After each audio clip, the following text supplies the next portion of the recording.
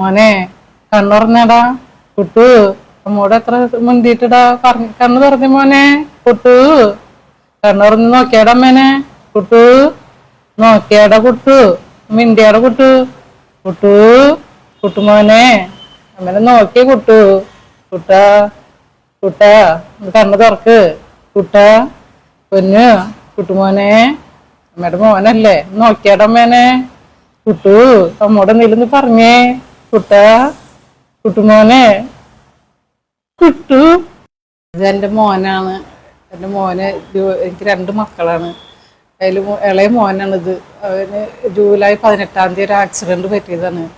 വലിയ 2 ഓപ്പറേഷൻ കഴിഞ്ഞു. ഇനിയും ഇവന് തുടർന്നുള്ള ചികിത്സയ്ക്ക് ഇപ്പം എനിക്ക് സാമ്പത്തികമായിട്ട് പൈസയൊന്നും ഇല്ല. വലിയ ഓപ്പറേഷൻ ഒന്നും ചെയ്യാനുണ്ട്.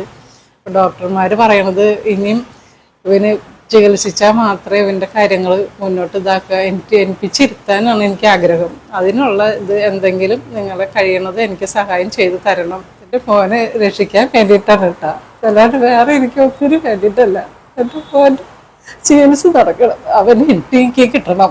അത് മാത്രം എൻ്റെ പ്രതീക്ഷ. കൂട്ടുമോനെ എല്ലാവരും മോനെ സഹായിക്കൂട്ടാ. മോനെ മോൻ പഴയ മോനായിട്ട് തിരിച്ചു വരൂട്ട അമ്മയ്ക്ക്. അസ്സലാമലൈക്കും, നമസ്കാരം പ്രിയപ്പെട്ടവരെ. ഞാൻ റഫീഖ് ചന്ദ്രാപ്പിനിയാണ്. ഞാനിപ്പോൾ ഉള്ളത് അങ്കമാലി രാജഗിരി ഹോസ്പിറ്റലിലാണ്. ഈ പ്രിയ സഹോദരന്റെ അവസ്ഥ നിങ്ങൾക്കൊന്ന് കാണണം.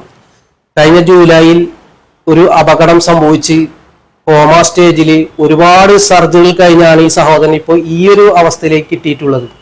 ഇനിയും ഒരുപാട് സർജറി ആവശ്യമായിട്ടുണ്ട്. ഡോക്ടർമാർ പറഞ്ഞത് നല്ല ഒരു ചികിത്സ കിട്ടുകയാണെങ്കിൽ ഈ സഹോദരൻ ചിരിച്ച് കളിച്ചുകൊണ്ട് ആ പഴയ രൂപത്തിലേക്ക് കിട്ടും. വെറും 25 വയസ്സ് പ്രായമുള്ളൂ ഈ പൊന്നുമോന്. അത്രയും വല്ലാത്തൊരവസ്ഥയിലാണ്. വീടിന്റെ എല്ലാ ബാധ്യതകളും ഏറ്റുകൊണ്ട് ജോലിക്ക് പോയിക്കൊണ്ടിരിക്കുമ്പോഴാണ് ഒരു അപകടം പറ്റിയത്. നാട്ടുകാരും അടുത്തുള്ള സുഹൃത്തുക്കളൊക്കെ കൂടി ഒരുപാട് സഹായിച്ചു ഈ ഒരു ചികിത്സയ്ക്ക് വേണ്ടി. ഇനിയും ചികിത്സ ആവശ്യമായിട്ടുണ്ട്. അപ്പോൾ ഈ വീഡിയോ കാണുന്ന നിങ്ങളൊക്കെ, നന്മ നിറഞ്ഞങ്ങളൊക്കെ ഈ വീഡിയോ പരമാവധി ഷെയർ ചെയ്ത് പറ്റാവുന്ന ആളുകൾക്ക് എത്തിച്ചുകൊണ്ട് 10 രൂപയെങ്കിലും ഈ സഹോദരന്റെ അക്കൗണ്ടിലേക്ക് ഇട്ട് കൊടുക്കണമെന്ന് വളരെ വിനയത്തോടെ അഭ്യർത്ഥിക്കുകയാണ്. അസ്സലാമു അലൈക്കും, നമസ്കാരം.